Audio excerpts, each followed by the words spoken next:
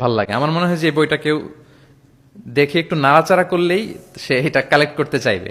তো আমার তো আরো কয়েকটা পাবলিক ইভেন্ট আছে, আমি তো বিভাগীয় পর্যায়ে প্রোগ্রাম করছি, আমার ময়মনসিংহ এবং রাজশাহী বিভাগের প্রোগ্রাম বাকি। তো আমি সেখানেও আহ্বান জানাবো যে আপনারা কাইন্ডলি বইমেলায় যাবেন, যে বইটা শুধু দেখবেন, আমি কিনতে বলবো না কাউকে। তো এটার দাম যেহেতু একটু বেশি হয়ে যাচ্ছে, আমি প্ল্যান করতেছি যে আমাদের তো কিছু শুভাকাঙ্ক্ষী ভাই বন্ধু আছে, তাদেরকে বলবো যে কিনে কিনে বিতরণ করবেন। এলাকার কোনো ইমাম খাতিব কোনো বক্তা যেন বাকি না থাকে, কেউ না পেলে আমার সাথে যোগাযোগ করবেন, আমি নিজ টাকায় এটা বিতরণ করব। যদি আল্লাহ তাআলা এই ওসিলা যদি আমাদেরকে কবুল করে, এটাই আমাদের জন্য অনেক বড় সৌভাগ্য। সবশেষে আপনারা অনেক ব্যস্ত মানুষ, এমন এমন অল আর লাইক স্টার্স, এখানে নজুম, দেশ বরেণ্য এতগুলো পাবলিক ফিগার, এত প্রথিতযশা আলেমে দিন, সাহিত্যিক, বুদ্ধিজীবীদেরকে এক প্ল্যাটফর্মে আনা এটা অনেক কঠিন। তারপরেও আপনারা শুধু কোরআনের দিকে চিন্তা করে আপনারা সময় বের করে এসেছেন।